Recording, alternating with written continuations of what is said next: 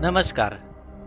मध्य प्रदेशातल्या भोपाळपासून 60 किलोमीटरवरचं हे प्राचीन विदिशा गाव. मागच्या भागात इथल्या बीजामंडल आणि संग्रहालयाची माहिती आपण पाहिलीत.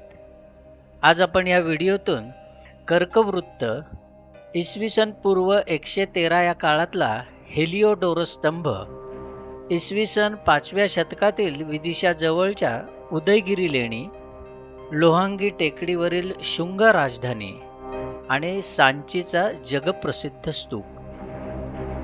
इसवी सनाच्याही आधीपासून ऐतिहासिक आणि सांस्कृतिक महत्त्व असलेले अनेक राजसत्तांची राजधानी असलेलं हे विदिशा. 1874 मध्ये अलेक्झांडर कनिंघम हे भारतातले पहिले आधुनिक पुरातत्व शास्त्रज्ञ होते. त्यांनी विदिशा आणि परिसराच्या ठिकाणांचा शोध घेतला. या उद्ध्वस्त शहरांचं संपूर्ण सर्वेक्षण आणि अनेक मैलांपर्यंत घेतलेल्या शोधातून विदिशा हे समृद्ध साम्राज्य होतं असं दिसून आलं.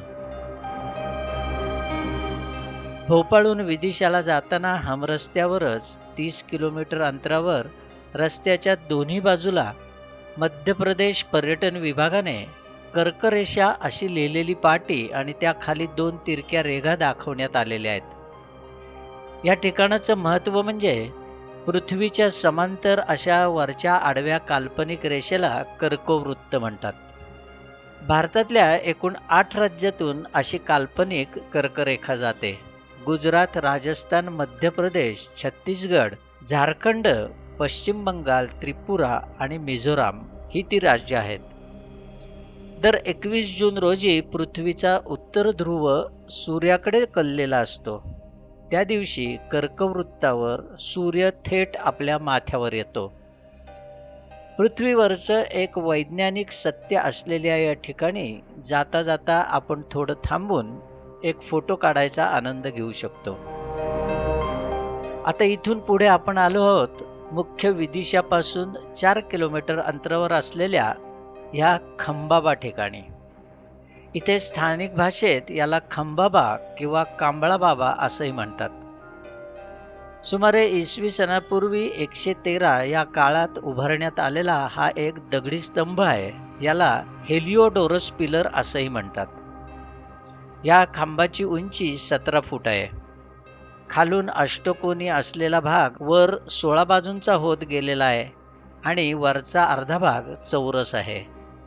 मौर्य राजवट कमकुवत झाल्यावर इथे ग्रीक आक्रमण होऊन त्यांचे राजे राज्य करू लागले. इसवी सन पूर्व 150 या काळात तक्षशिला इथे राज्य करणाऱ्या ग्रीक राजाचे राजदूत हेलिओडोरस विदिशा येथल्या शुंग दरबारात पोचले. नंतर हेलिओडोरसने भागवत धर्म स्वीकारला होता. त्याच्या नावाने हा स्तंभ उभारण्यात आला. स्तंभाच्या परिसरात एका लहान लंबवर्तुळाकार मंदिराच्या रचनेची रूपरेषा आणि असे अनेक अवशेष सापडलेले आहेत. ते आता ग्वाल्हेर येथील संग्रहालयात आहेत. अनेक वर्ष या स्तंभावर सिंदूर लावल्याने त्याचा थर झाला होता. धार्मिक पूजा आणि पशुबळी देण्यासाठीचं हे ठिकाण होतं. जेव्हा त्याच्यावरचा संपूर्ण सिंदूर काढल्यावर त्याच्यावरचा आश्चर्यचकित करणारा शिलालेख वाचता आला. त्यात काही संस्कृत शब्दांसह प्राकृतमध्ये रचलेले आणि शुंग काळात वापरल्या जाणाऱ्या ब्राह्मी अक्षरांमध्ये लिहिलेले लेख आहे. भारतीय इतिहासातला हा सर्वात मनोरंजक आणि अद्वितीय शोध होता. शिलालेखातील शेवटच्या ओळींचं भाषांतर अभ्यासक असं करतात: योग्य वेळी आचरणात आणलेल्या 3 गोष्टी अमरत्वाच्या पायऱ्या आहेत: आत्मसंयम, दान आणि जाणीव. इथून पुढे आता आपण आलो आहोत लोहांगी टेकडी या ठिकाणी. मुख्य विदिशा शहराच्या मध्यवर्ती रेल्वे स्थानकाजवळील अत्यंत कठीण वाळूच्या दगडापासून बनलेलं सुमारे 200 फूट उंचीचं हे ठिकाण आता राजेंद्रगिरी म्हणून ओळखलं जातं.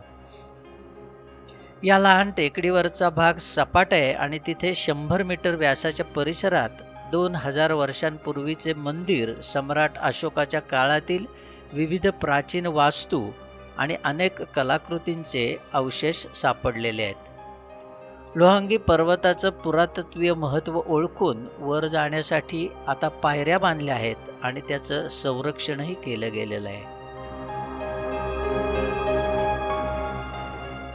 इथून आता आपण आलो आहोत विदिशापासून 6 किलोमीटरवर असलेल्या उदयगिरी इथल्या डोंगरातील दगडात कोरलेल्या लेण्यांजवळ.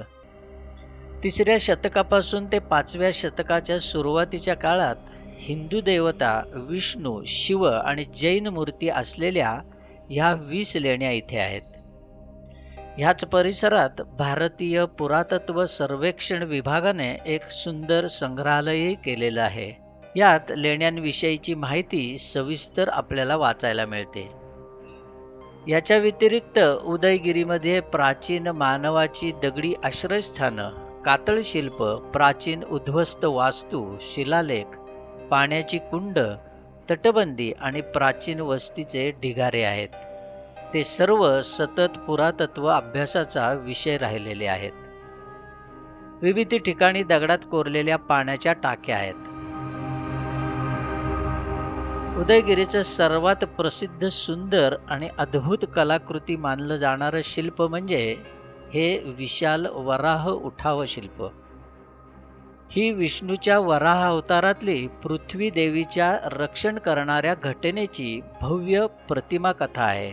भूदेवीचे अत्याचारी राक्षसाने अपहरण केल्यानंतर ती वैश्विक महासागरात बुडत आहे आणि त्याखाली दडपली गेली आहे. म्हणून भगवान विष्णूने वराह अवताराच्या रूपात येऊन तिला सुरक्षित ठिकाणी उचललं आहे, अशा आख्यायिकेचं वर्णन या शिल्पाकृतीत आपल्याला पाहायला मिळतं. सागराच्या आडव्या लाटा कमालीच्या लयदार सुंदर पद्धतीने दाखवलेल्या आहेत. रेषा, पाणी, कमळाच्या रांगा आणि पाण्यामध्ये एक कुंभ घेतलेला एकटा पुरुष हे केवळ पाषाणातून दाखवताना शिल्पकारांची कमाल सर्जनता इथे दिसते. या ठिकाणाचं अजून एक सर्वात प्रशंसनीय आणि जगप्रसिद्ध शिल्प म्हणजे झोपलेले भगवान विष्णू. ही विष्णूंची नारायणाच्या रूपात विश्रांती घेतलेली 12 फूट लांबीची प्रतिमा आहे. शेषाच्या विशाल गुंडाळ्यांवर भगवान विष्णू झोपले आहेत आणि त्यांच्या भोवती वर आणि खाली विविध आकृत्या कोरलेल्या आहेत. विष्णूवरील भक्तीचं प्रतीक असलेले पायाजवळ 2 पुरुष आहेत. एक मोठा गुडघा टेकलेला भक्त नमस्ते मुद्रेत आहे आणि दुसरा त्याच्या मागे उभा असलेला लहान आहे. इथे असलेली गणेश मूर्ती सर्वात जुन्या ज्ञात गणेश मूर्तींपैकी एक समजली जाते. असंच हे महिषासूर मर्दिनीचं उठाव शिल्प. तिचा उजवा पाय महिषासुराच्या डोक्यावर आणि डावा पाय जमिनीवर घट्ट रोवून ती उभी आहे. तिने तिच्या डाव्या दोन्ही हातांनी राक्षसाचं मागचं शरीर आणि शेपूट धरलं आहे आणि उजव्या हातात धरलेला त्रिशूल राक्षसाच्या शरीरात घुसलेला आहे. तिच्या 12 हातांमध्ये तलवार, वज्र, बाण, घंटा, हार, ढाल, धनुष्य आणि अज्ञात वस्तू आहेत. देवीच्या पायाने डोकं तुडवलेल्या म्हशीची स्थिती अभूतपूर्व आहे. अनेक ठिकाणी अशा उतारावरच्या खडकावर कोरलेल्या अनाकलनीय आकृत्या इथे आपल्याला दिसतात. अभ्यासकांच्या मते हे गुप्त काळातील शंखलिपीमध्ये लिहिलेले शिलालेख असावेत, पण काही अक्षर वगळता आजपर्यंत या लिपीचा समाधानकारक उलगडा झालेला नाही. खडकावर कोरलेल्या एका शिलालेखाचा विचार करून काही संशोधकांच्या मते उदयगिरी ही खगोलशास्त्रीय वेधशाळा आणि खगोलशास्त्रीय निरीक्षणांशी जोडलेली जागा होती असा अंदाज आहे. आता उदयगिरीच्या दक्षिणेस काही किलोमीटर अंतरावरच कर्कवृत्त आहे. आता आपण आलो आहोत मध्य प्रदेशातील भोपाळपासून सुमारे 45 किलोमीटर आणि विदिशापासून 9 किलोमीटर अंतरावर असलेल्या सांची गावात. हा आहे सांचीचा स्तूप. स्तूपाचा अंडाकृती गाभा वरून एखाद्या विशाल गोल टेकडीसारखा भासतो. ह्याभोवती उभारलेली वेदी म्हणजे एक प्रदक्षिणा मार्ग. प्रदक्षिणा मार्गावर चालताना पायाखाली स्पर्शणारे शीतल दगड, वर पसरणारं आकाश आणि भिंतींवर कोरलेले सूक्ष्म अलंकार यामुळे प्रत्येक पाऊल एक ध्यानमंत्र बनतं. स्तूपाच्या चारही दिशांना उभारलेले तोरण हे सांचीचं सर्वात मनोवेधक वैशिष्ट्य. दगडात कोरलेल्या या भव्य कमानींवर बुद्धचरित्रातील प्रसंग, जातक कथा, वृक्षपूजा, यक्ष यक्षिणींचे रूपांकन अशा अत्यंत बारकाईने केलेल्या कलाकुसरी इथे आहेत. प्रत्येक आकृती जिवंत वाटावी इतक्या कौशल्याने शिल्पकारांनी ती घडवलेली आहे. तोरणावरचे दोन्ही उभे स्तंभ आणि त्यांना जोडणाऱ्या आडव्या शिळा जणू एखाद्या दगडी काव्यातील ओळी सुबक, संतुलित आणि अर्थपूर्ण आहेत. या तोरणांवर असलेल्या ब्राह्मी लिपीतील एका शिलालेखानुसार महाराष्ट्रातील कोणा आनंद नावाच्या व्यापाऱ्याने यासाठी देणगी दिल्याचा उल्लेख आढळतो.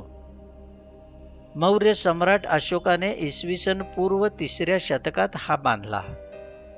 हा भारतातील सर्वात जुन्या दगडी वास्तूंमधील एक जुना स्तूप मानला जातो. गौतम बुद्धांच्या अस्थी किंवा त्यांचे काही अवशेष एका पेटीमध्ये जपून ठेवले जात असत आणि त्या पेटीवर स्मारक म्हणून भव्य अशा स्तूपाचं बांधकाम केलं जात असे. कठडे आणि तोरणं यांचं स्वरूप पाहता ते करण्याची पद्धती मुळातील लाकडी कामाप्रमाणे दिसते. येथील मानवाकृती प्रमाणबद्ध, एकसंध, जिवंत आणि लालित्यपूर्ण असून त्यात गतिमानता आहे. सर्व मूर्ती पूर्ण उठावातील असल्यामुळे त्रिमिती छाया प्रकाशाचा समतोल कलाकारांनी उत्तम साधलेला आहे. या परिसरात अनेक वास्तूंचे आणि मंदिरांचे अवशेष आणि भरभक्कम दगडी तटबंदी आज जमीनदोस्त झाली असून तिचे जीर्णशीर्ण अवशेष गतवैभवाची साक्ष देत उभे आहेत. भारतीय चलनातील 200 रुपयांच्या नोटेच्या मागील बाजूला हा स्तूप चित्रित केलेला आहे. आता हे आंतरराष्ट्रीय कीर्तीचं भारतातील एक प्राचीन बौद्ध अवशेषांचं पर्यटन स्थळ झालेलं आहे. येथील भग्न अवशेषांच्या सांभारात एक अशोक स्तंभ असून त्यावरच्या ब्राह्मी लिपीत कोरलेल्या लेखात लोकांनी आपापसात भेदभाव वाढवू नये अशी आज्ञा आहे. वेगवेगळ्या काळातील असंख्य आक्रमणं, बदलत्या राजकीय घटना असं असूनही विदिशा आणि त्याच्या आसपासचं क्षेत्र सांस्कृतिकदृष्ट्या मजबूत राहिलं.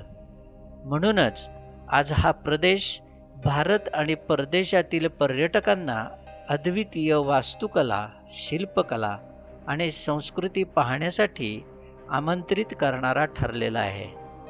धन्यवाद.